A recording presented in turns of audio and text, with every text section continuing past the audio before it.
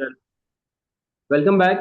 हम टॉपिक पढ़ रहे हैं अकाउंटिंग रेशियोज और उसमें आज हमें लास्ट रेशियो करना है और उस रेशियो का नाम है रिटर्न ऑन इन्वेस्टमेंट। ये रेशियो हमारे दिखाता है कि जो हमारी इन्वेस्टमेंट है, जो पैसा हमने लगाया है, उसमें हमें कितना रिटर्न मिल रहा है। What is the profit which we are getting by employing our resources. हमने कितना पैसा लगा और हमें उसमें कितना परसेंटेज प्रॉफिट मिल रहा है।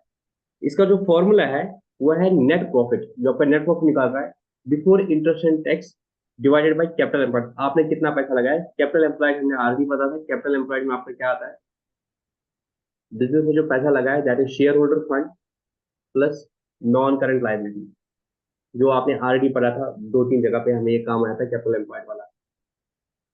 जितना पैसा आपने लगाया, जितना लॉन्ग टर्म पैसा लगा है, उसके बदले में आपका कितना प्रॉफिट कमा रहे हो आप।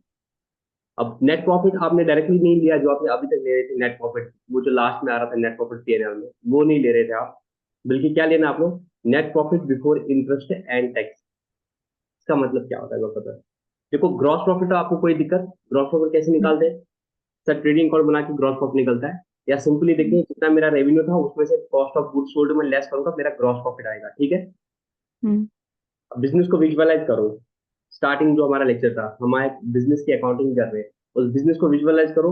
उसमें जितने भी डायरेक्ट एक्सपेंस थे, जितना भी परचेज था, कॉस्ट ऑफ गुड सोल्ड था, वो सेल्स में से लेस हो गया, तो क्या आया मेरे पास, जीपी। अब हम्म। मेरे बाकी खर्चे पड़े हैं जो मेरे पीएनएल में नॉर्मल जाते हैं। उसमें से आप सारे खर्चे लेस करो, दो दो खर्चों को छोड़ के, एक इंटरेस्ट को छोड़ के और डेप्रिसिएशन को छोड़ के, ये दो खर्चे छोड़ के बाकी सब खर्चे उसमें से लेस करो। बाकी सब खर्चे आपके क्या होगा, आपके एम्प्लॉय की सैलरी हो सकती है ना। हम्म। और आपके जनरल एक्सपेंसेस हो सकते हैं, administrative overhead, advertisement, selling, distribution, वो सारे खर्चे हो सकते हैं, वो सारे लेस करो, जनरल एक्सपेंसेस सारे लेस करो। जो नीचे फिगर आ जाएगी उसको बोलते हैं इबिटडा। क्या बोलते हैं, या आपको आगे काम आ गया सीए में, क्या बोलते हैं उसको, EBITDA. Earning before interest and tax depreciation और क्या है? एमोर्टाइजेशन। ठीक ठीक। है। तो इसको बोलते हैं इबिटडा। क्या बोलते हैं, इबिटडा। EBITDA। तो मैं पढ़ लेता हूँ, earning before interest tax depreciation and amortisation. ठीक है। हम्म। इबिटडा। तो डेप्रिसिएशन और एमोर्टाइजेशन तो एक ही बात है। और इंटरेस्ट को छोड़ के, क्योंकि टैक्स तो बाद में पे करते हैं, तो जितने भी बाकी खर्चे आपके बचे हैं अभी ट्रायल बैलेंस से, बाकी जितने भी खर्चे जो नॉर्मली पीएनएल में लेते हो वो तो पीएनएल हो गए, बट मैथमेटिकली कैलकुलेट करने के लिए आप बाकी इंटरेस्ट एक्सपेंस को ले लो।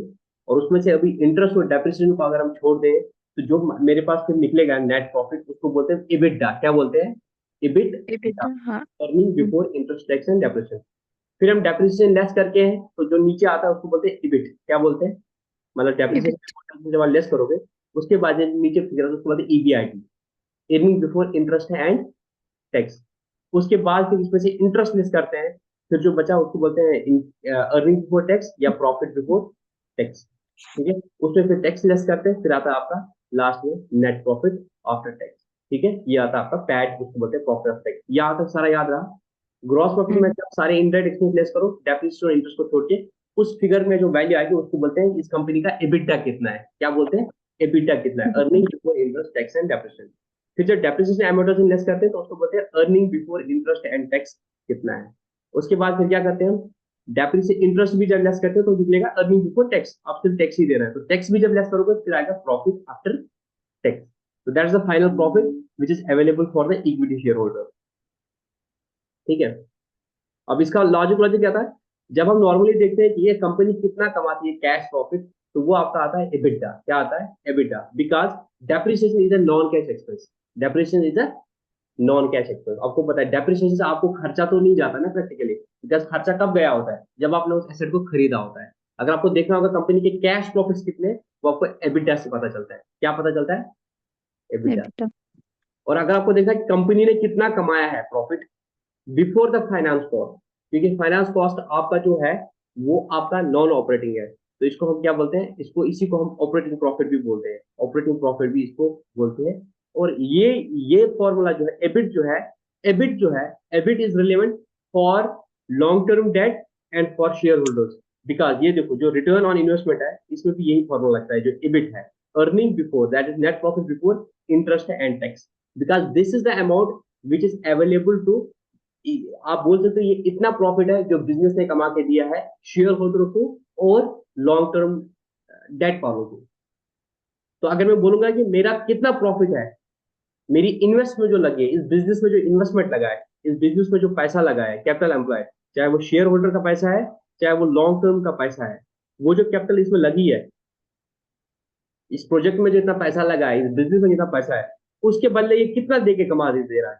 तो इंटरेस्ट भी तो जो लॉन्ग टर्म वाले का है, वो इंटरेस्ट तो माइनस नहीं करेंगे ना अभी, बिकॉज वो भी तो अर्न करके दे रहा है ना प्रोजेक्ट। तो earning before interest and tax आएगा, क्योंकि टैक्स भी बाद वाली बात है। तो टैक्स से पहले ये प्रोजेक्ट, ये बिजनेस मुझे कितना कमा के दे रहा है, how much return this business is giving me before interest, because denominator में मैं कैपिटल एम्प्लॉयड में नॉन करंट लाइबिलिटी भी ले रहा हूँ।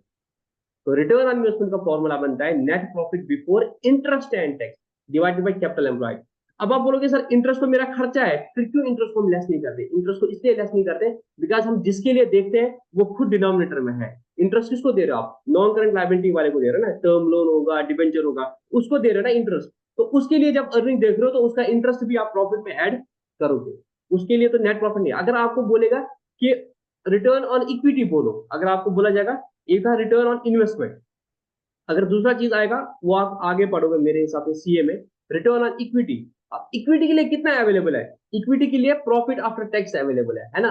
इक्विटी के लिए आपको कितना मिल रहा है? Profit after tax. तो उसके लिए बनेगा profit after tax divided bye share holder fund. Equity के लिए कितना पैसा मिलेगा? वो है profit after tax divided bye share holder fund. अगर फिर डिवेंच, अगर प्रेफरेंस शेयर्स भी है तो फिर profit after tax minus preference dividend भी लेस हो जाएगा और डिवाइड बाय शेयर यहाँ पे बचेगा फिर equity share capital plus reserve return. मेरी बात समझ आ रही है कि नहीं? आपको ये देखना है कि आप किसके लिए देख रहे हो रिटर्न। रिटर्न ऑन इन्वेस्टमेंट में हम देख रहे हैं शेयर होल्डर और नॉन करंट लायबिलिटी के लिए कितना बिजनेस कमा के दे रहा है, पूरा कैपिटल जो लगा है उसमें कितना पैसा दे रहा है। तो उसमें आपको क्या लेना, फिगर लेना पड़ेगा, इबिट लेना पड़ेगा, earning before interest and tax लेना पड़ेगा। फिर ये बोला जाएगा कि इतने पैसे पे, सब कैपिटल एम्प्लॉयड, 1 रुपए कैपिटल एम्प्लॉयड पे आपने कितना पैसा या 100 पे कितना कमाया, क्योंकि इसका जो फॉर्मूला निकलेगा दैट इज इन 200। अगर सपोज आपका रिटर्न ऑन इन्वेस्ट आया 15%, इसका मतलब 100 रुपए की कैपिटल पे आप 15 रुपए कमा रहे हो। बट 15 रुपए जो यहाँ पे कमा रहे हो, इसमें क्या इंक्लूड है? इसमें इंटरेस्ट भी इंक्लूड है, टैक्स भी इंक्लूड है, वो इसमें लेस नहीं किया। This is how the formula works out. फिर अगर आप बोलोगे नहीं नहीं मुझे इंटरेस्ट और टैक्स लेस करके दे दो, फिर बात आएगी सिर्फ जो कंपनी के शेयर होल्डर उनके लिए आपने कितना कमाया, तो उसको बोलते हैं return on equity, because that is the amount which is generated for the equity. Equity के लिए इतना पैसा है, बट इन्वेस्टमेंट के लिए आप बिफोर टैक्स की फिगर लेते हो एंड बिफोर इंटरेस्ट की फिगर लेते हो। तो एग्जाम पॉइंट ऑफ व्यू से लिए आपके लिए इतना ही काफी है, net profit before interest and tax. पर फिर मैंने इधर लॉजिकली आपको समझाने की कोशिश की ये फिगर कैसे आती है एबिट, और इसका लॉजिक क्यों है। जब कैपिटल एम्प्लॉयड में मैंने नॉन करंट लायबिलिटी ले ली, तो न्यूमरेटर में भी जब मैंने उनको डिनोमिनेटर में लिया, तो न्यूमरेटर में उनकी अर्निंग को भी मुझे लेना पड़ेगा। तो उनकी अर्निंग के लिए मैं नेट प्रॉफिट से उसको लेस नहीं करूंगा। तो अगर आपको क्वेश्चन में पैड दिया होगा तो आपने उसमें क्या करना पड़ेगा, टैक्स और इंटरेस्ट को ऐड करना पड़ेगा, तब जो फिगर आएगी उसको डिवाइड बाय कैपिटल एम्प्लॉयड करना होगा, तब आपका रिटर्न ऑन इन्वेस्टमेंट करेक्ट आएगा। समझ आया कुछ? Yes, sir. बाउंसर गोवा। तो आपके सिलेबस में एक ही है रिटर्न ऑन इन्वेस्टमेंट, बट हम जो प्रैक्टिकल लाइफ में करते हैं, मैं आज ही एक प्रोजेक्ट कर रहा हूँ जिसमें हम ये चीज देखते हैं, तो वहां पे हम दोनों चीजें करते हैं, रिटर्न ऑन इन्वेस्टमेंट भी करते हैं और रिटर्न ऑन इक्विटी भी करते हैं। ये तो पूरी कैपिटल एम्प्लॉयड के लिए मुझे निकला कि प्रोजेक्ट से कितना कमा रहे हैं, प्रोजेक्ट से कितना आ रहा, हम प्रोजेक्ट वाइज देखते हैं, इस प्रोजेक्ट से, इस बिजनेस से इतना कमा रहे हैं, उससे मुझे आइडिया मिलता है कि अगर मैं अपना पैसा लगाऊंगा तो एटलीस्ट इतना तो मैं कमाऊंगा। फिर मैं बोलूंगा कि अगर मैं लोगों से लोन भी लूंगा और उसमें जो इंटरेस्ट रहेगा, तब ये मुझे कितना कमा के दे रहा है, मेरे को कितना कमा के दे रहा है, वो मेरा निकलेगा रिटर्न ऑन इक्विटी। उसमें मैं क्या लूंगा, प्रॉफिट आफ्टर टैक्स, सारा कुछ लेस करके मेरे लिए जितना पैसा बच रहा है डिवाइड बाय मेरा कितना पैसा लग रहा है, उससे भी मुझे आइडिया मिल रहा है कि मैं अपना पैसा ही लगा लूं कि लोगों का पैसा भी ले लूं। बट सिंस आप बिजनेस की बात कर रहे हो, रिटर्न ऑन इन्वेस्टमेंट आपके सिलेबस में, रिटर्न ऑन इन्वेस्टमेंट आप कैपिटल एम्प्लॉयड के लिए देख रहे हो, तो आपको इंटरेस्ट भी प्रॉफिट में ऐड करके चलना पड़ेगा, इंटरेस्ट को माइनस नहीं करना पड़ेगा। अगर आपको नेट प्रॉफिट दिया होगा क्वेश्चन में, तो आपको इंटरेस्ट ऐड करना पड़ेगा, क्योंकि फॉर्मूला है नेट प्रॉफिट बिफोर इंटरेस्ट। अभी इंटरेस्ट ऐड करने का लॉजिक मैंने आपको ये बताया, क्योंकि जो डिनोमिनेटर में कैपिटल एम्प्लॉयड है उसमें खुद वो लोग हैं जिनके लिए आप इंटरेस्ट दे रहे हो, जब उनके लिए आप रिटर्न देते हो तो उनके लिए जो इंटरेस्ट है वो भी आपको प्रॉफिट में ऐड करना पड़ेगा। ठीक है, अब इसके बाद इलिस्ट्रेशन नंबर है, इलिस्ट्रेशन नंबर 71 मेरी बुक में, मैं इसको पढ़ लेता हूँ। बहुत ही सिंपल क्वेश्चन है, कुछ मुश्किल नहीं है। और उसके बाद फिर हमें कंप्रेहेंसिव क्वेश्चन करने हैं और आज इस चैप्टर को हम कंप्लीट करेंगे इंशाल्लाह। फिर हमारा एक ही टॉपिक बचता है, that is cash flow statement. आपका क्या एग्जाम हो रहा है क्या स्कूल में? सर हमें बोल रहे थे 2 दिसंबर से लेंगे, अब पता नहीं लेंगे या नहीं लेंगे। अगर उन्होंने नातिका और लिया होता साइबा तो का एक शायद ही खत्म छुट्टी हो गया होगी। ना। हम्म। नातिका लो और सर। साइबा का शायद खत्म हो गया ना पहले। लो सर। Yes sir. साइबा इनका है आपने ना, किसको लेकिन बोला? हाफ सिलेबस हमें फुल। अच्छा, इनका हाफ सिलेबस था। हम्म। और साहिबा बेटा आपका, आपके वहाँ कैसे चलता है? सर मेरा है शायद हाँ 9 से। फुल? हाँ नहीं 80% बोल रहे थे। अच्छा, तो हमारा अभी आज 25 है, कल तो क्लास नहीं होगी। Then we have 1 week, 27, 28, 29, 30 and first, and then second also. तो अगर आप लोग साथ दोगे तो हम कैश फ्लो स्टेटमेंट को खत्म भी कर सकते हैं। सर हमें नहीं है, लेकिन कैश फ्लो एग्जाम है। सर ने बोला मैं रेशियो एनालिसिस तक रखूंगा, कैश फ्लो में नहीं रखूंगा उसमें, क्योंकि वो तो उसमें आपका इस हमने। एग्जाम में नहीं है ना, मैं हाँ बोर्ड हाँ एग्जाम वही। की बात कर रहा हूँ ना। क्या शुगर है? सर वो हम आराम से कर सकते हैं ना बाद में। हाँ, आराम से कर सकते हैं ना। फिर मोमेंटम टूट जाता है, बस वो एक इशू आता है थोड़ा सा। नहीं क्लास देंगे, क्लास में के 1 घंटा तो दे सकते हैं। हाँ, मैं वही बोल रहा हूँ ना, मतलब हम ब्रेक नहीं लेंगे। मैं ये बोलना चाहता हूँ कि हम मंडे से कैश फ्लो स्टेटमेंट स्टार्ट करेंगे। मेरे भी एग्जाम आ रहे हैं, मेरे 7 को पहला पेपर है। तो हम कोशिश करेंगे कैश फ्लो स्टेटमेंट को नेक्स्ट 5 ही लेक्चर्स में कंप्लीट करेंगे। देखते हैं फर्स्ट तक कितना पहुंचेंगे हम, है ना। क्योंकि उसमें क्या होगा, हमारा मेंटली एक चीज क्लियर हो जाएगा कि भाई हम सिलेबस तो कंप्लीट कर दिए। फिर जो ही जैसे मेरे पेपर्स खत्म हो जाएंगे, 1 जनवरी के अराउंड मेरे पेपर खत्म हो जाएंगे, फिर हम वीक में एक क्लास लिया करेंगे ऐसे ही। आज डिस्कस करेंगे, आज ये टॉपिक आपका, एक वीक के बाद फिर आपका जनवरी बचता है, फरवरी बचता है, और मार्च में शायद आपके एग्जाम होंगे, मिड मार्च में एग्जाम होंगे। तो हम फिर ऐसा कर सकते हैं कि आज ये टॉपिक सब पढ़ लेना, जो इसका रिवीजन होगा या जो डिस्कशन होगा वो हम एंड ऑफ द वीक में एक बार लिया करेंगे, सैटरडे सैटरडे क्लास लिया करेंगे, है ना। तो हम ब्रेक नहीं लेंगे, हम इंशाल्लाह मंडे से कैश फ्लो स्टेटमेंट स्टार्ट करके कोशिश करेंगे इस वीक में कैश फ्लो स्टेटमेंट को खत्म करके फिर रिवीजन करेंगे, है ना। ठीक है। फिर जब आप पहुंचोगे रिवीजन के लिए, तब आप बोलोगे सर आज कैश फ्लो स्टेटमेंट हमें पढ़ना है, एक बार जस्ट हमें रिवाइज करा दीजिएगा। फिर मैं रिवीजन लेक्चर पढ़ा दूंगा जिसमें मैं पूरा कैश फ्लो स्टेटमेंट को एक लेक्चर में आपको कंप्लीट करा दूंगा, है ना। चलो क्वेश्चन को पढ़ लेते हैं। Calculate return on investment. Equity share capital आपकी 5 लाख है। अगर किसी को क्वेश्चन नहीं है तो मैं क्वेश्चन को लिख लेता हूँ। आपकी इक्विटी शेयर कैपिटल जो है वो आपके कितना है? 5 लाख। 5 लाख। आपका जो प्रेफरेंस शेयर कैपिटल है वो आपका है 1 लाख। मुझे अकाउंटेंसी में सबके 100 आउट ऑफ 100 चाहिए, ठीक है। जनरल रिजर्व में आपकी 1,45,000। उसके बाद आपके 10% डिवेंचर्स है, वो है आपके 5 लाख है। उसके बाद आपके करंट लाइबिलिटीज है, वो आपके है 1 लाख। आपके को नेट प्रॉफिट जो है आफ्टर डिवेंचर इंटरेस्ट, ख्याल रखना फोकस को, after debenture interest but before tax, वो आपका 1 लाख है। Calculate R O I. What is the formula of R O I, Natika बेटा? Return on investment is equal to net profit, कौन सा Google one, before interest and tax, divided by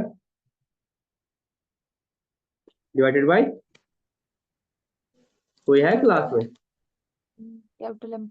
capital. तो ये formula है, net profit before interest and tax divide by capital. अब देखेंगे question में हमें net profit before interest and tax दिया है, यस और नो? यस और नो? निकालेंगे ना। नेट प्रॉफिट है 1 लाख। भाई 1 लाख क्या है? After debenture interest before tax. हमें क्या चाहिए? Before interest.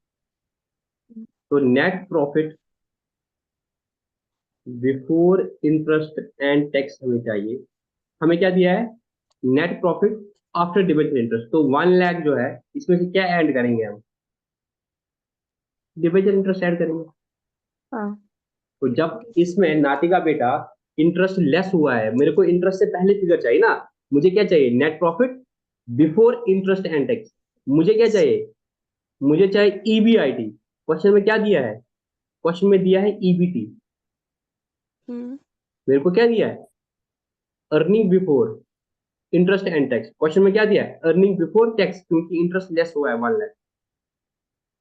तो 1 लाख कैसे आया है, जो इंटरेस्ट था वो लेस हुआ है उस फिगर से, तो उस इंटरेस्ट को मैं क्या करूंगा, एड बैक करूंगा, तो मैं यहाँ पे पहुंचूंगा। इंटरेस्ट कितना होगा, 5 लाख का 10%, 10% के डिबेंचर है 5 लाख के, तो इंटरेस्ट कितना होगा, डिबेंचर इंटरेस्ट 50,000। डिबेंचर इंटरेस्ट मुझे निकाल दो, डिबेंचर इंटरेस्ट कितना निकलेगा आपका, 5 लाख से 10%। 10% कितना होता है, 50,000। 50। तो नाते का बेटा मेरा जो earning before interest and tax होगा वो होगा 1 लाख प्लस 50,000, दैट इज 1,50,000। यहाँ तक किसी को कोई डाउट, No. सबको समझ आया, साहिबा बेटा Yes, आपको समझ आया, net profit before interest and tax के लिए मैंने ये डिबेंचर इंटरेस्ट को क्यों लेस किया, ऐड किया, yes, sir. क्यों, क्योंकि हमें ये चाहिए before। हमें क्वेश्चन में क्या दिया था, आफ्टर डिबेंचर इंटरेस्ट, जबकि कैपिटल एम्प्लॉयड पे आरओआई जब हम निकालोगे तो हमें उसके लिए चाहिए था नेट प्रॉफिट बिफोर इंटरेस्ट, हमें क्वेश्चन में दिया था आफ्टर इंटरेस्ट। तो आफ्टर इंटरेस्ट में जो इंटरेस्ट लेस हुआ था उसको हम वापस ऐड बैक करेंगे। अब वो इंटरेस्ट कितना हुआ होगा, तो आपको क्वेश्चन में हिंट दी थी, 5 लाख के आपके डिबेंचर थे जिसपे रेट ऑफ इंटरेस्ट 10% था, तो 5 लाख पे 10% आपका 50,000 होता है, और उस 1 लाख जिससे लेस हुआ है उसमें इसको ऐड करेंगे, तो आपका earning before interest and tax आपका 1.5 लाख आता है। नाउ आपको निकालना है कैपिटल एम्प्लॉयड। कैपिटल एम्प्लॉयड आपका मैंने बोला था, कैपिटल एम्प्लॉयड किसके बराबर होता है, कैपिटल एम्प्लॉयड आपका होता है share holder fund plus non current liabilities. तो वो आपका निकलेगा, शेयर होल्डर फंड आपका है 5 lakh plus preference share capital 1 lakh plus general reserve 1,45,000 plus debentures का जो ये है, ये भी आपका करंट नॉन करंट लायबिलिटी है, तो ये भी आपका कैपिटल एम्प्लॉयड में ऐड हो जाएगा। 5 तो 10 7 12 लाख मंथ के साथ रहती, 12,45,000 this was capital employed. Now going to the question, बहुत ही सिंपल क्वेश्चन है। तो अब आपका जो क्वेश्चन है उसमें आपको निकालना है आरओआई। तो बेटा आपका आरओआई निकलेगा, ROI is equal to 1,50,000 divide by 12,45,000, और एक परसेंटेज में निकालता है उसके लिए इंटू 100 करेंगे, 0 0 कैंसिल करो, कितना आता है, 12%। हम्म 12%। नहीं 12% एग्जैक्टली नहीं आएगा ना, 1,50,000 डिवाइड बाई 12,45,000। अच्छा मैंने लिया 50,000, सॉरी 45। 12.04। दैट इज 12.05%, ठीक है। हम्म। 12,45,000 पर 1.5 लाख कितना आता है क्या, क्या 1.5 लाख डिवाइड बाई 12,45,000 इंटू 100, हाँ तो 12.05% आपका आ गया, ठीक है। ठीक है यहाँ तक। Yes sir. अब इसके बाद एक आपको जो इलिस्ट्रेशन है, आई होप ये आपकी बुक में है, थोड़ा सा बड़ा है, चलो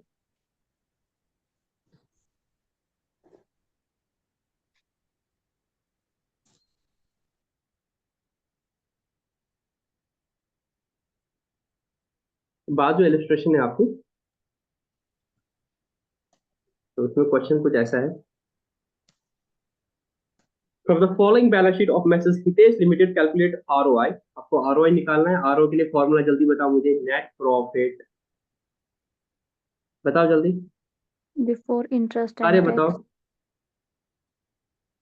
divided by divided by capital employed into 100। Capital employed. नाटिका कैपिटल एम्प्लॉयड का मतलब क्या होता है, मार्को का कितना लगा है? किस चीज का लगा है, शेयर होल्डर्स का और नॉन करंट लायबिलिटी का। क्या आता है इसमें कैपिटल एम्प्लॉयड में, share holders fund plus non current liability, जो आपकी इक्विटी लायबिलिटी है उसके ऊपर वाले दो हिस्से आ जाते हैं इसमें। अब देखो आपको क्वेश्चन में क्या दिया है, आपको बोला है प्रॉफिट जो आपका दिया है नीचे लिया है, profit for the year has been reported 1 lakh before interest and tax, तो वो आपको क्वेश्चन में दिया है। जो नेट प्रॉफिट आपका है वो 1 लाख है, वो क्वेश्चन में खुद ही दिया है। अब आपको देखना है कैपिटल एम्प्लॉयड। कैपिटल एम्प्लॉयड के लिए आपको बेटा इक्विटी शेयर कैपिटल दिया है 2 लाख, प्रेफरेंस शेयर कैपिटल दिया है 1 लाख, तो इसको ऐड करेंगे 2 लाख प्लस 1 लाख कितना होता है 3 लाख। रिजर्व सरप्लस आपको दिया है 50,000, कितना होता है 3.5 लाख। और आपका लॉन्ग टर्म बोरोइंग जो है वो 50,000 है, तो 3.5 लाख और 50,000 कितना होता है 4 लाख। फिर करंट लाइबिलिटीज है ट्रेड पेबल, उसको कुछ नहीं करना है। उसके बाद शॉर्ट टर्म प्रोविजन है, उसको भी कुछ नहीं करना है। तो अल्टीमेटली आपका जो लॉन्ग टर्म है वो आ रहा है आपका 4 लाख। तो 1 lakh divide by 4 lakh into 100, वो आपका आता है 25%। ठीक है। एक और अच्छा क्वेश्चन है, ये तो छोटा क्वेश्चन था, मतलब दिखने में बड़ा था बट था बहुत छोटा। एक इलिस्ट्रेशन है वो मैं सारा लिख देता हूँ, उसके बाद उसको करते हैं, और मैं चाहूंगा कि वो आप लोग करो, फिर मैं देखूंगा तो इसने सही आंसर बता दिया। मैं सारा क्वेश्चन लिख लेता हूँ, आप खुद से अपनी कॉपी पे करना स्टार्ट कर सकते हो, बट कोई बुक को नहीं देखेगा। Net profit after interest and tax, focus करना वो। पहले फॉर्मूला लिखा करो जो आपको चाहिए होता है ना एग्जाम में, जब एग्जाम में आएगा ये रेशनलनेस, तो पहले क्वेश्चन में क्या लिख, पहले क्वेश्चन पेपर पे ही जब आपको देखोगे रेशनल का क्वेश्चन है, तो जो आपके आंसर याद है फॉर्मूला, पहले फॉर्मूला लिखोगे, अच्छा रिटर्न इनवेस्ट सही होता है। बाद में फिर जब क्वेश्चन करोगे तो हिलेगा नहीं, क्योंकि याद रहेगा कि फॉर्मूला क्या है। टैक्स 1 लाख, सर ये 1 लाख क्या लिखा आपने ऊपर? Net profit after interest and tax 1 lakh, उसके बाद है tax 1 lakh, net fixed assets 4 lakh,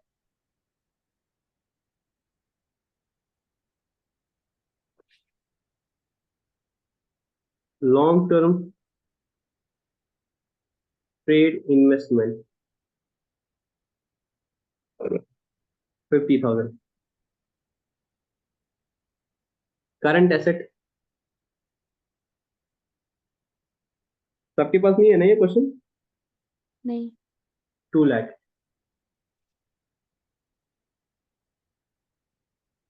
10% debentures 3 lakh, preliminary expenses 20,000, equity share capital 1 lakh, 10% preference share capital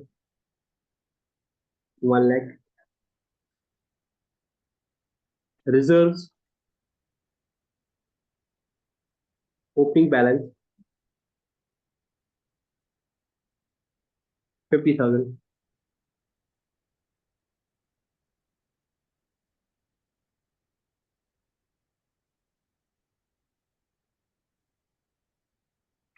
surplus in profit and loss opening balance 50,000, current liabilities 1,50,000। Calculate ROI।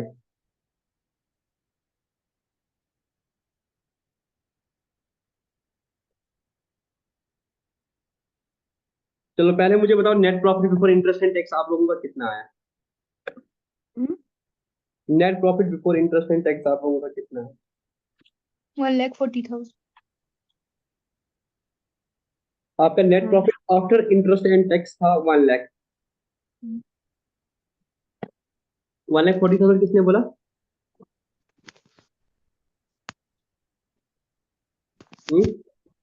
मैंने। साहिबा बेटा आपने? जैसे कैसे आया आपका 1,40,000? प्रेफरेंस शेयर का इंटरेस्ट और इसका इक्विटी। प्रेफरेंस शेयर में तो इंटरेस्ट नहीं होता बेटा, उसमें तो डिविडेंड होता है। हाँ 30,000। डिविडेंड तो लेस हुआ ही नहीं है इसमें, ये तो आफ्टर इंटरेस्ट एंड टैक्स है, तो इंटरेस्ट तो 30,000 है। हाँ हाँ हाँ। कितना है आपका आंसर? सर 2,30,000। साहिबा बेटा आपका 1,30,000 आया, हाँ और मुनाजा का 2,30,000 आया। साहिबा बेटा और नादिका बेटा आप बताओ आपका कितना है? तब तक साहिब और मुनव्वर एक बार चेक कर सकते हैं कि आपको अगर कोई गलती आ रही है, आप एक बार चेक करो।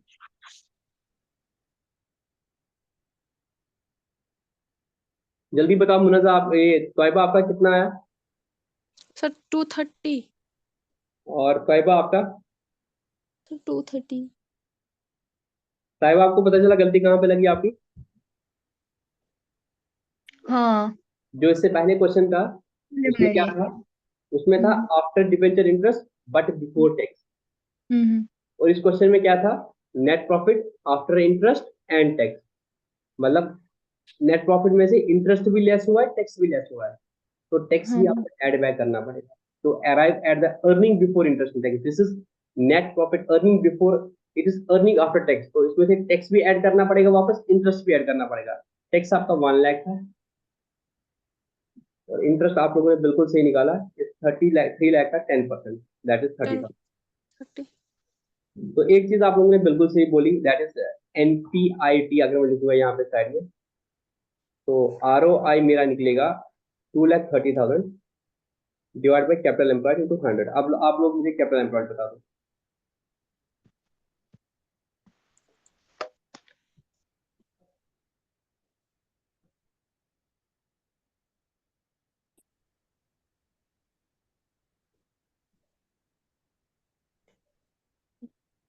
एक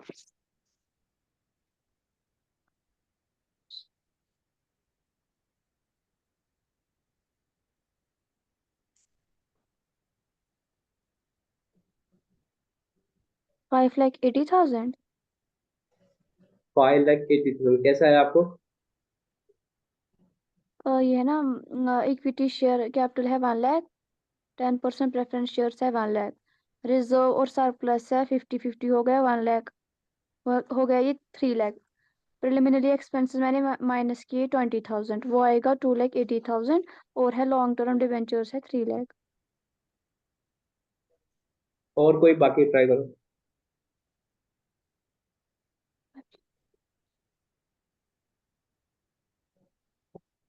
सर नेट फिक्स्ड एसेट्स के बाद क्या लिखा है आपने? Long term trade investment.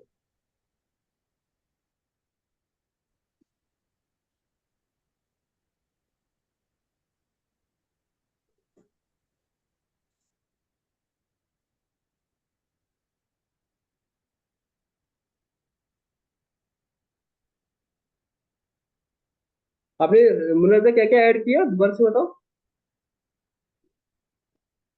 Equity share capital 1 lakh, wait wait wait, मैं इसको हाईलाइट करता हूँ। इक्विटी शेयर कैपिटल 1 लाख, फिर preference share 1 lakh, preference share capital 1 lakh, reserve surplus दोनों। ये ओपनिंग रिजर्व्स है। हम्म ठीक। और सरप्लस, फिर इनको किया पहले माइनस मैंने ये प्रिलिमिनरी एक्सपेंसेस, ठीक। 2,80,000 आ गया वो, फिर किया 3 लाख।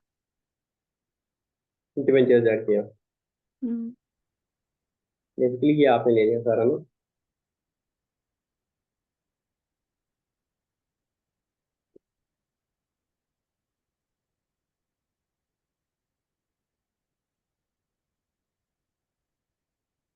किसी और का कोई आंसर? मुनव्वर का 90% सही आंसर है, बट एक और ऑप्शन भी निकल सकता है।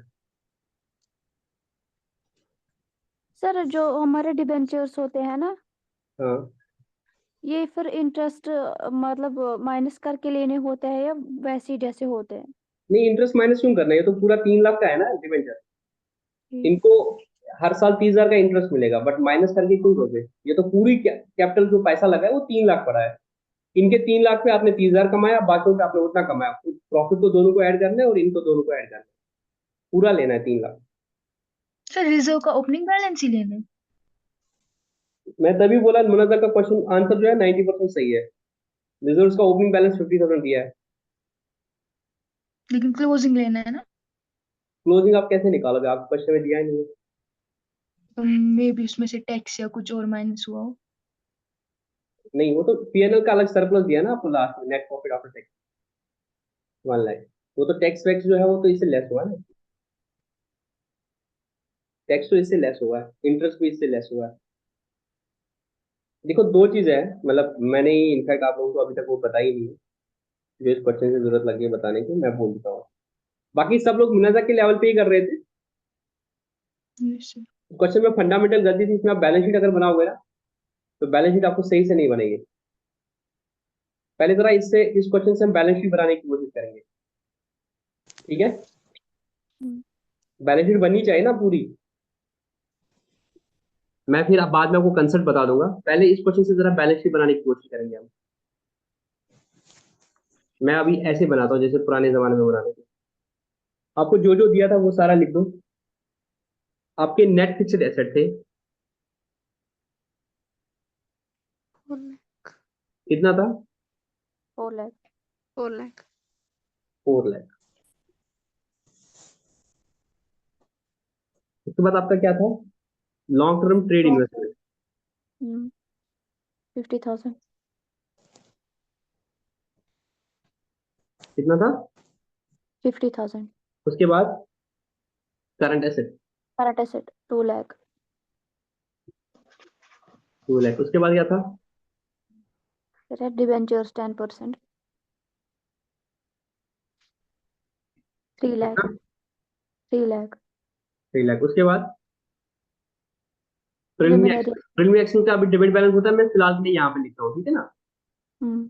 अदर करंट एसेट में, क्योंकि उसको राइट ऑफ नहीं किया है। 20. 20,000।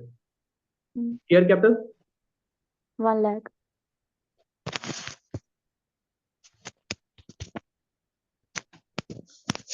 1 लाख। उसके Preference बाद 1 lakh.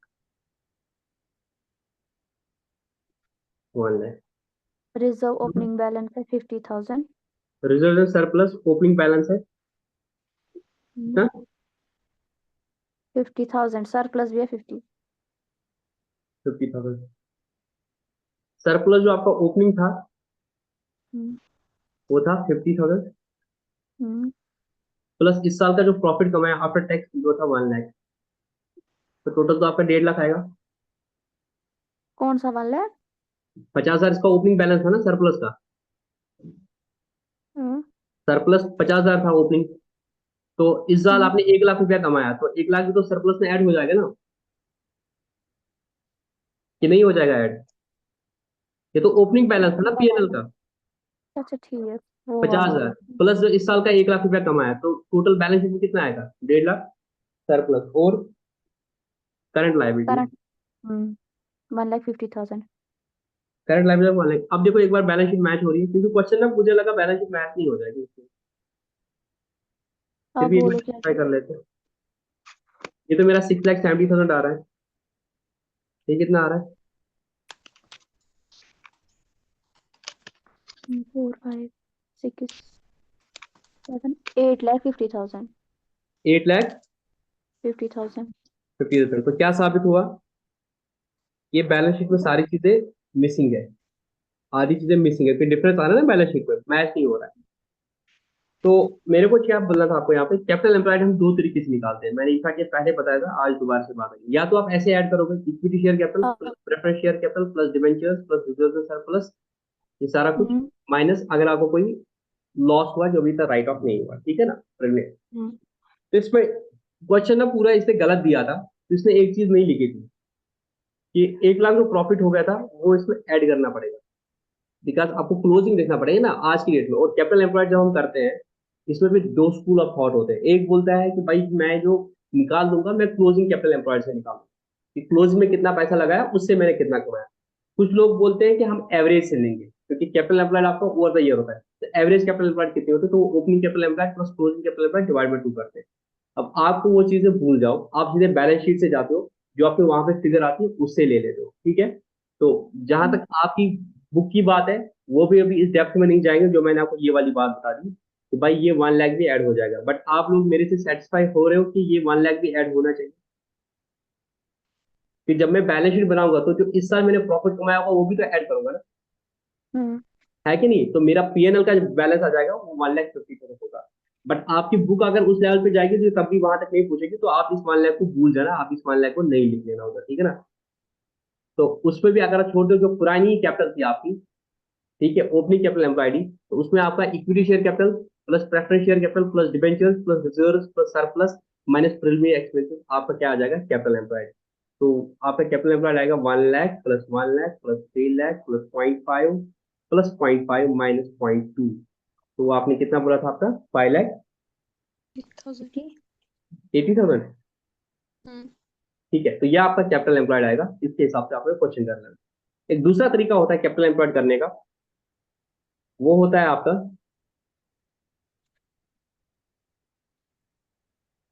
All assets. अच्छे से देखो, ऑल एसेट्स, जितने भी आपके एसेट्स है सारे, इसमें से ये लॉसेस वॉसेस को मैं कंसिडर नहीं कर रहा हूँ, उसमें से माइनस करंट लाइबिलिटीज करो। सारे एसेट्स जो है इसमें से करंट लाइबिलिटीज माइनस करो, पीछे जो बचा आपका क्या बनेगा कैपिटल एम्प्लॉयड। एक तीसरा All तरीका assets होता है minus current liability. All assets minus current liabilities minus preliminary expenses, या ऐसी चीज अगर कोई है उनको माइनस करो, उनको आप कंसिडरेशन में नहीं लेना है, ठीक है ना, वो वैसे भी राइट ऑफ होंगे। तो दूसरा तरीका ये करने का। तीसरा तरीका है non current asset plus working capital. देखो, नॉन करंट एसेट, ये आपके नॉन करंट एसेट आ गए, हम्म इसमें से ऐड करो वर्किंग कैपिटल। वर्किंग कैपिटल का फॉर्मूला क्या है, current asset minus current liability. current basically liability net उतना ही ऐड कर रहे हो तो माइनस कर रहे हो। तो तीन तरीके होते हैं। आपकी बुक में इसका आंसर जो किया है वो दूसरे तरीके से किया है, बट ये इसलिए गलत है बिकॉज आपका जो बैलेंस शीट पहले ठीक होना चाहिए था। अगर आपकी बैलेंस शीट ठीक होती तो क्वेश्चन ठीक होता, बट आपकी बैलेंस शीट ही गलत थी। आपकी बैलेंस शीट ही क्या बोलते हैं इसको, मिल नहीं रही थी, ठीक है ना। तो तभी आपको वो अप्रोच से फॉलो नहीं करना है, आप सीधे ऐसे अप्रोच से करना है, equity share capital plus preference share capital plus debentures plus reserve plus surplus minus preliminary expenses, that is your पैसा जो बिजनेस में लगा हुआ है, ठीक है। ये क्वेश्चन में इसने दूसरे तरीके से भी किया था, ये यहाँ से करके आया था दिस प्लस वर्किंग कैपिटल, मगर प्रॉब्लम क्या थी ये क्वेश्चन में, तो इसमें आया 4 लाख प्लस एक 5 लाख प्लस 2 माइनस 1.5 लाख 50,000, तो इसका वर्किंग कैपिटल एम्प्लॉयड आया था 5 लाख। बट गलती इसमें क्या है गलती इसमें ये चीजें है, ये बैलेंस शीट ही पूरी मैच नहीं हो रही है। तो सही अप्रोच आपका है जो एक्चुअली आपकी सारी फिगर्स है उसको निकाल दें। ये जो है ये बैलेंस फिगर अप्रोच है, एसेट अप्रोच है। तो एसेट अप्रोच में तभी आप लोग जब सारी चीजें ठीक से दी थी, क्योंकि यहाँ पे सारी चीजें ठीक से नहीं दी थी, तो जो आपको अच्छे से दी थी फिगर्स आप उनको लेके वहां से आप कैपिटल एम्प्लॉयड निकालोगे, ठीक है। तो मेरे कहने का मतलब था कैपिटल एम्प्लॉयड या तो आप ऐसे निकालोगे, या दूसरा होता है एसेट अप्रोच है, उसमें आप बोलते हो non current asset plus working capital, ठीक है। कितना दिया है बुक में, परसेंट कितना निकला है इसको? वो फिर जो आपका ऊपर आया था प्रॉफिट 2,30,000 डिवाइड बाई, इनने 2,30,000 डिवाइड बाई 5 लाख किया, बट आपका 2,30,000 डिवाइड बाई 5,80,000 आएगा, हम्म ठीक है। हम्म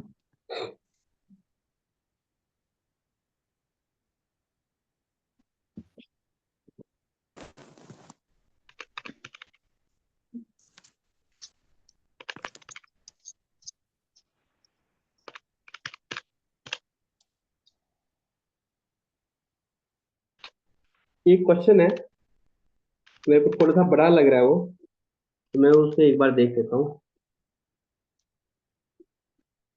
for the following illustration calculate the GP ratio, date equity ratio and working capital ratio. Working capital turnover, तीन रेशियोज आपको निकालने हैं। आपको निकालना है जीपी रेशियो, आपको निकालना है, मेरे पास इलस्ट्रेशन 78 है, जिसके पास नहीं होगी कोई इशू नहीं है, वो मेरा क्वेश्चन देखे। डेट इक्विटी रेशियो,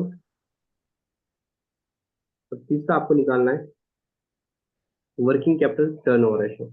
मुझे पहले तीनों के फॉर्मूला बता दो जल्दी जल्दी। जीपी रेशियो का ग्रॉस फॉर्मूला क्या है, profit gross profit divide divide by by net net sales into 100, debt equity ratio बता दो, debt divide by shareholders fund into 100, working capital turnover ratio बताओ। Net sales divide by working capital into 100। ठीक है, तो पहले आपको क्या करना है, एग्जाम में जब भी क्वेश्चन आएगा आपको क्वेश्चन पेपर पे जल्दी जल्दी पहले फॉर्मूला लिखना है कि भाई इसका फॉर्मूला क्या होता है, बिकॉज फिर प्रेशर आ जाता है, फिर बंदा भूल जाता है। तो पहले सबसे काम क्या करो, फॉर्मूला लिख के छोड़ो। अब देखो क्वेश्चन में क्या क्या दिया है, क्वेश्चन में जो फिगर्स दिए हैं वो सारा लिखे। Net sales is 1/5 times of cost of goods sold. इतने में मेरा क्वेश्चन हो जाएगा।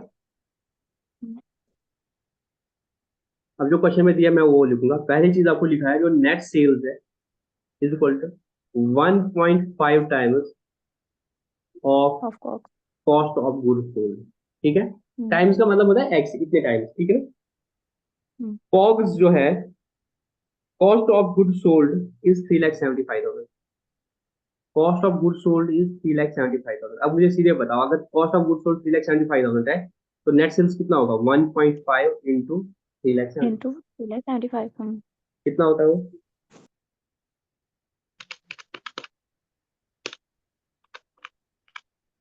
$5,62,500। 5,62,500। समझ आ रहा है, नहीं आ रहा है? यस बड़े सर। क्वेश्चन को ऐसे करना होता है, ठीक है। Current liabilities 1,50,000। तो जो जो चीज आ रही है उसको सिर्फ डाल दो, फिर आपको समझ आएगा उसको कहाँ पे यूज करना है। करंट लायबिलिटीज आपका है 1,50,000। Long term bonds, long term bonds आपके हैं 1,50,000। Of this 25,000 are payable in next 6 month. इसमें से 25,000 आपका जो है वो 6 मंथ में पे करना है, और बाकी 1,25,000 आपका लॉन्ग टर्म है। मतलब ये 25,000 आपका शॉर्ट टर्म हो जाएगा, ठीक है।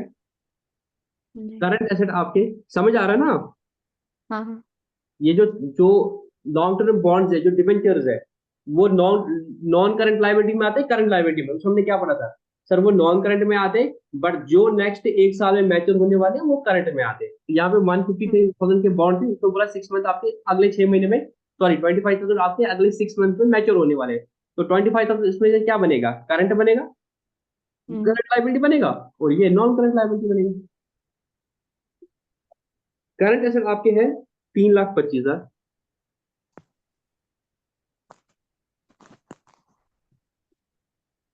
करंट है आपका 3,25,000। 3,25,000। Equity share capital 3,95,000। 3,95,000। 12% उसके बाद debentures 12% 1,29,000। डिबेंचर्स 1,29,000। अब आपको सबसे पहले फॉर्मूला के लिए आपको क्या दिया था? GP divide by net sales. तो आपको नेट सेल्स दिया है 5,62,500। जीपी दिया है क्वेश्चन में, कितना दिया है? 5,60,000 अभी निकाला 62,500। जीपी जीपी वो निकालना है ना? कहाँ निकाला है?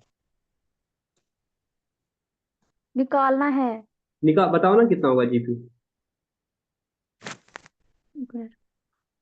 जीपी किसके बराबर होता है नाटिका?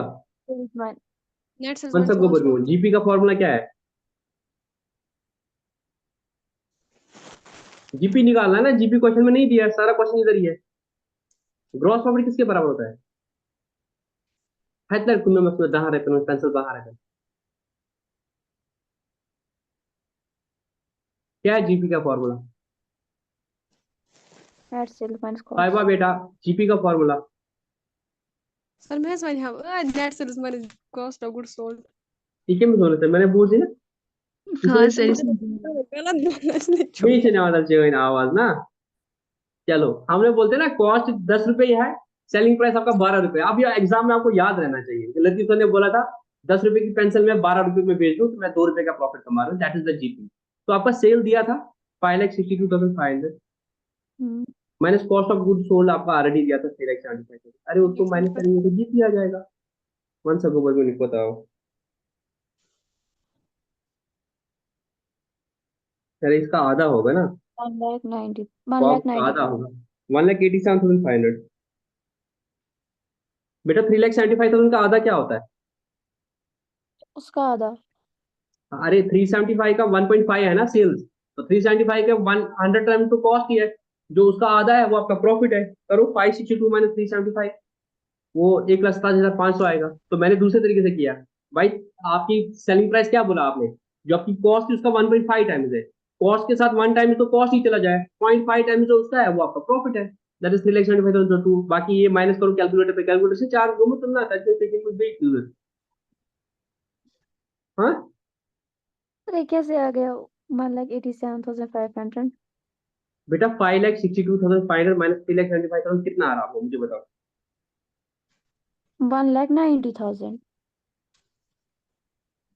5,62,000 है, 500 2,500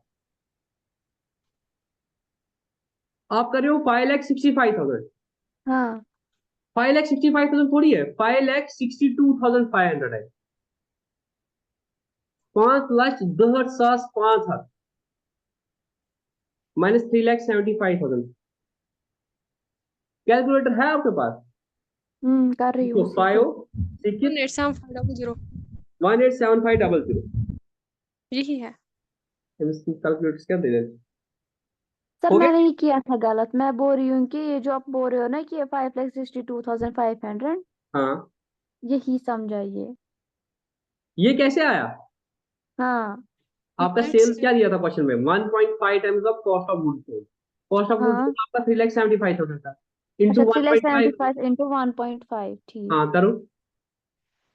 5,62,500. ये आपका सेल्स आया, इसमें से cost of goods hmm. Sold less करो 375, वो आपका जीपी आएगा।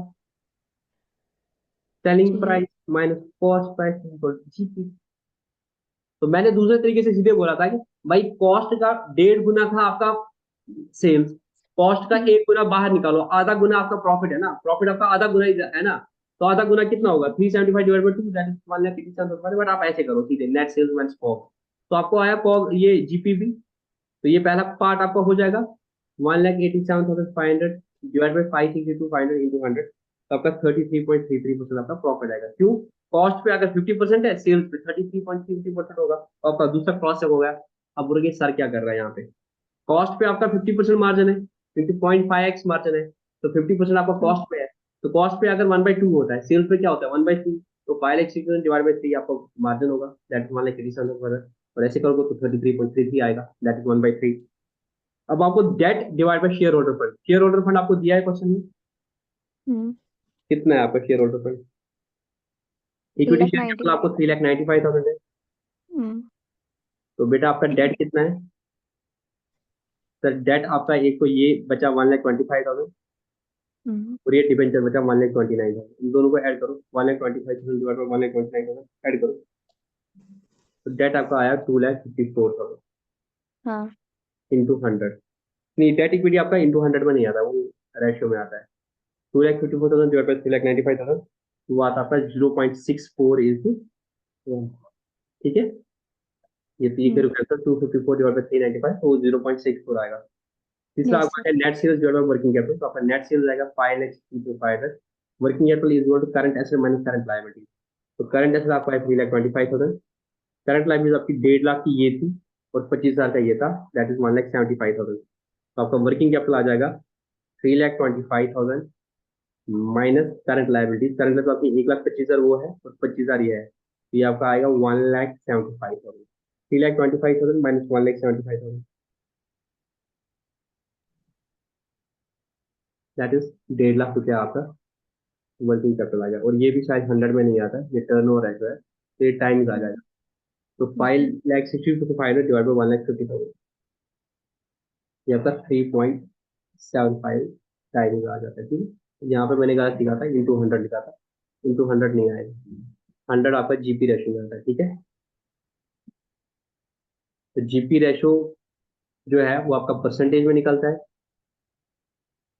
ठीक है, डेट हम्म. इक्विटी रेशो आपका सीधे रेशो में निकलता है, जैसे 0.64:1 निकला। और टर्न ओवर रेशो जो है वो आपके टाइम में निकलते हैं 3.75 टाइम। समझ आया क्वेश्चन? टिप आंसर हो गया। नो सर ऐसा. देखो आप, अभी मैं रेशो के फॉर्मूलाज आपको ऐसे पूछूंगा ना, ये कैसा था, तो हो सकता है तुम भूल जाओ, तो घबराने की बात नहीं। तुम्हें क्या करना है, सिंपली तुम्हें जब इस चैप्टर को रिवाइज करोगे, तुम्हें वो फॉर्मूलाज एक पेज पे मिलेंगे, उनको रिवाइज करके फिर क्वेश्चन को करना है। और क्वेश्चन को जितनी ज्यादा प्रैक्टिस करोगे, एक तो फॉर्मूला याद रहेंगे, और दूसरा उनको कैसे अप्लाई करना होता है वो आपको समझ आ जाएगा। ठीक. अच्छा मुझे जस्ट बता दो, क्योंकि हमारे अभी सॉल्व क्वेश्चन ही हो गए, आप बाकी सॉल्व क्वेश्चन इसमें कर लेना। मुझे बताओ जस्ट इतना ही, मंडे को पहले हम अनसॉल्व क्वेश्चन स्टार्ट करें, कि हम मंडे को नया चैप्टर स्टार्ट करेंगे? चलो जल्दी बताओ।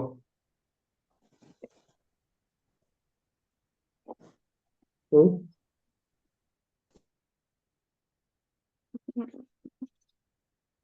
एक जस्ट एक एडवांटेज है अनसॉल्व अगर आप खुद से करोगे तो ये होगा कि अगर मैं आपको कैश फ्लो स्टेटमेंट कराऊंगा, मेरी बात समझ लेना, अगर मैं आपको कैश फ्लो स्टेटमेंट कराऊंगा, अच्छे से समझ लेना बात और इस पे अमल भी कर लेना। अगर मैं आपको कैश फ्लो स्टेटमेंट पढ़ाऊंगा मतलब नेक्स्ट वीक में, और हमारा सपोज 2-3 तारीख तक 4 तारीख पर भी कंप्लीट हो जाएगा, फिर आपको ये चीज रहेगा कि आपको यहाँ पे अकाउंटेंसी का सिलेबस कंप्लीट हो गया, आपको बिजनेस स्टेज का सिलेबस भी कंप्लीट हो जाएगा, और आपकी विंटर वेकेशन भी हो जाएंगी 7-8 तक, ठीक है। फिर आपको घर में सिर्फ क्या करना है, घर में सिर्फ आपको रिवीजन करनी है फॉर योर मेन एग्जाम। तो उसमें हमारा क्या रहेगा, अगर मेरे कोई भी अनसॉल्व क्वेश्चन रहते हैं, जब आप उनको खुद से ट्राई करोगे, आपके कुछ क्वेश्चंस नहीं आएंगे, कुछ क्वेश्चंस के आपके आंसर गलत हो जाएंगे। तो हम रिवीजन भी उल्टा भी कर सकते हैं, अगर आपको स्टार्टिंग से रिवीजन करना है मेरे लिए वो भी वेल एंड गुड है, अगर आप बाद से भी रिवीजन करना चाहते हो तो वो भी वेल एंड गुड है।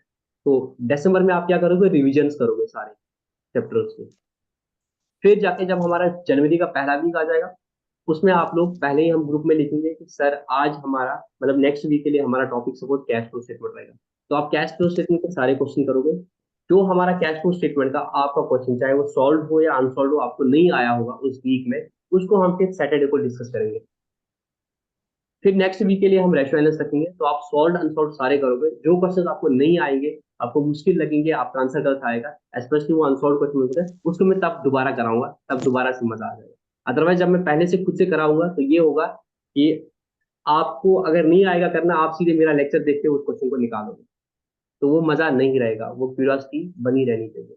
तो अब मुझे बता दो मंडे के लिए नया चैप्टर स्टार्ट करना है, किसके अनसॉल्व क्वेश्चन करना है, सुनिए जल्दी। सर फिर कहाँ ये चैप्टर फिर से उठाएंगे अगर इसके अनसॉल्व रह गए? मैं क्या बोल रहा हूँ, आप अनसॉल्व को खुद से ट्राई